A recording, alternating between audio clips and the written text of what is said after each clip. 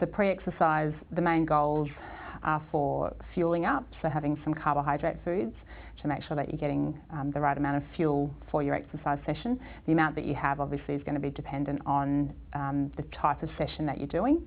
If it's a really aerobic load, then you're going to be having, or your needs for carbohydrate are going to be slightly higher than if it's a gym-based session or an anaerobic type workout. Fluid and hydration is always a really important one, and I often say to people, if you struggle to get fluid in during a session, a training session, depending on what it is, it's really important to sort of pre-hydrate and just get your body prepped with a bit more fluids pre-exercise.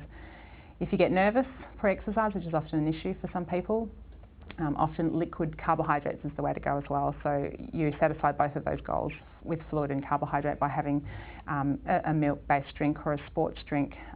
Those sorts of things, liquid hydration can really be a good pre-exercise goal, particularly if you get nervous.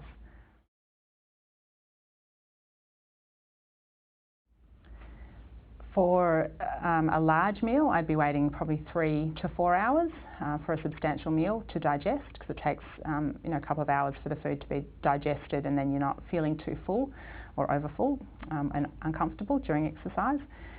For a smaller meal, probably 1 to 2 hours, and then for smaller things like liquids or a piece of fruit, a banana or something small, you could easily have it within half an hour. Obviously there's individual differences. Everybody tolerates food differently, so I have some athletes who can eat immediately before a game or an exercise session, don't have a problem at all, and others who just cannot stomach much at all. So I guess I work with those a bit more closely to get the right nutrition in pre-exercise.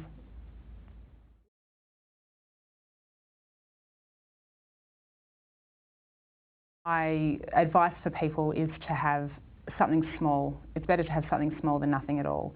It does depend on the goal of your training session.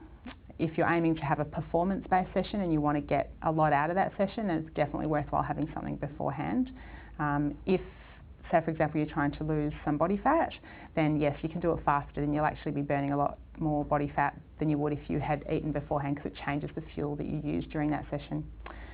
So definitely having something is better than nothing, and something small, within half an hour.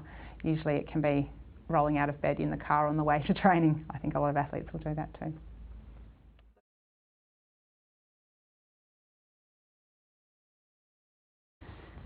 A sports drink is formulated for sport, obviously. It contains carbohydrate and electrolytes in the form of sodium and potassium, sometimes magnesium in some of them. An energy drink is very different. It has a higher concentration of carbohydrate, which can often upset the gut if taken pre-exercise. It also contains other micronutrients such as taurine, caffeine, a whole range of vitamins, and they use that as their marketing ploy. This is good for you, which in fact most of it's not very useful at all, and the concentration of carbohydrate is probably the worst part of it. So they're not very bad, they're just not the best to be taken pre-exercise. Sports drinks are designed for pre-exercise and during exercise.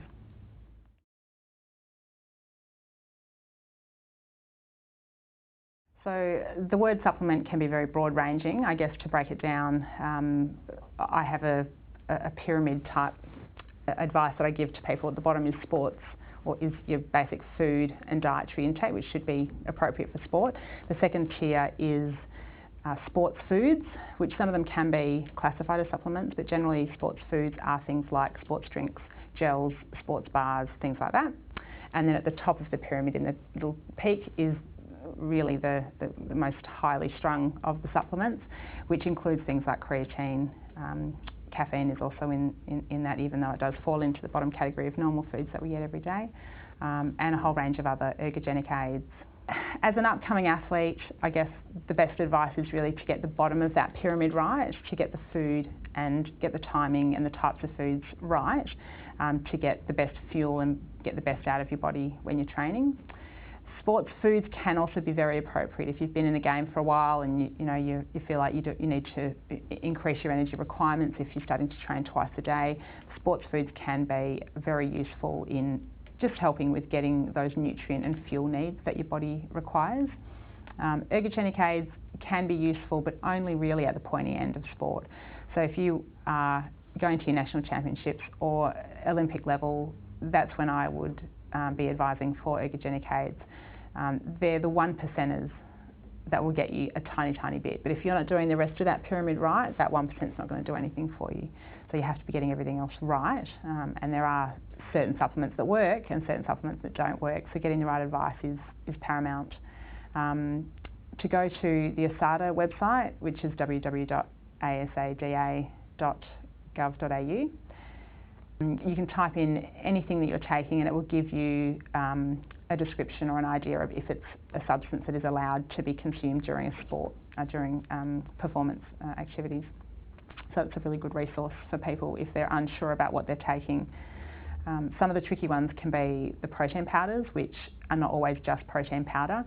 They're often got a whole layering of supplements within them, and they are often marketed with these fancy terms of monster mass or muscle mass. Or so if it seems too good to be true, it probably is.